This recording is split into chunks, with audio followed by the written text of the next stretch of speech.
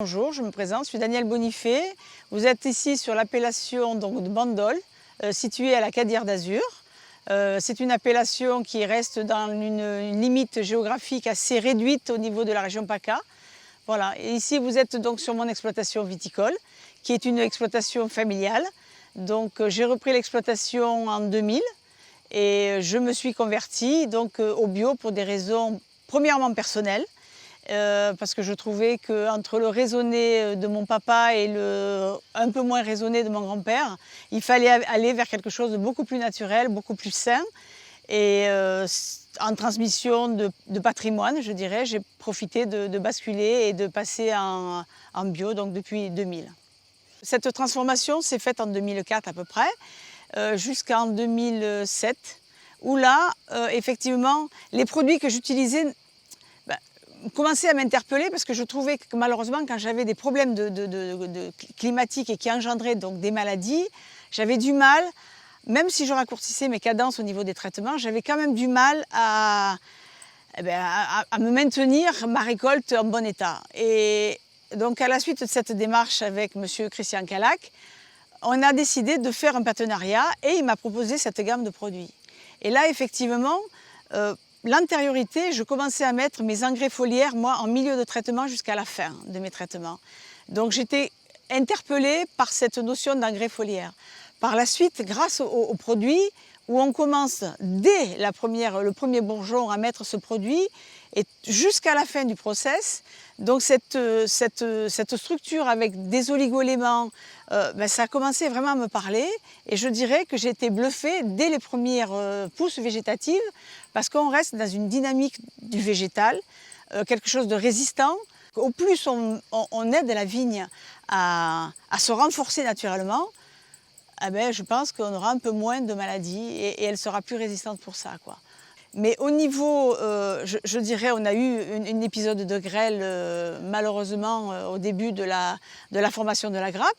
Bon, moi, antérieurement, j'utilisais des cicatrisants. Là, je n'ai rien fait cette année et je me suis aperçue qu'elle s'est gérée très bien toute seule, quoi. Je veux dire, ça a cicatrisé, ça n'a pas entraîné après de la pourriture ou des choses difficiles sur ma grappe, mais la cicatrisation s'est fait relativement, je dirais, normale. Donc c'est quand même un intérêt, même si j'avais quand même la possibilité de faire un traitement. Mais j'ai joué le protocole, puisque moi, quand je m'engage sur un process de A jusqu'à Z, je ne peux dire que si ça marche, si je l'ai fait exactement de A jusqu'à Z. Donc effectivement, je me suis dit, je ne vais pas mettre mon cicatrisant que j'utilisais habituellement quand j'ai problème de pluie ou de stress.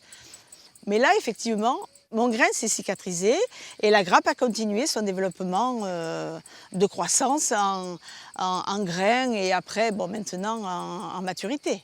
Je crois qu'effectivement, on doit se tourner de plus en plus vers ce type de traitement dans les vignes ou peut-être sur d'autres cultures, parce qu'au niveau de sol, il n'y a pas de résidus. On n'utilise plus la toxicité de certains produits qu'on retrouvait dans les sols.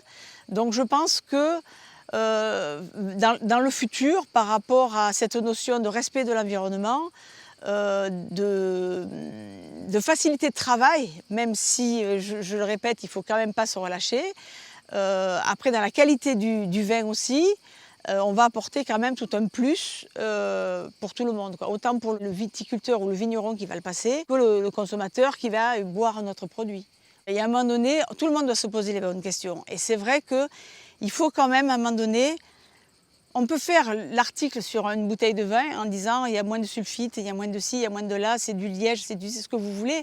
Mais en amont, il faut aussi que l'agriculteur mette cette énergie-là propre dans sa culture, au niveau de son terroir, quelle que soit la culture qu'il fasse, ou de l'élevage d'ailleurs. Mais il doit lui-même pouvoir se dire ce que je fais, c'est sain. Les premiers touchés, malheureusement, c'est l'agriculteur, c'est le vigneron, c'est la vigneronne, c'est l'agriculteur en général. Il a le nez dedans, il a les mains dedans. Et on a beau lui dire qu'il faut mettre une combinaison et des gants, mais à un moment donné, il respire. Et on ne peut pas travailler toute la journée avec un masque, un scaphandre et compagnie. À un moment donné, on laboure, on ne met pas un équipement pour labourer. Donc, il sera quand même dans cet environnement. Donc, c'est à lui à faire très attention à ça et à le transmettre à ses consommateurs par la suite.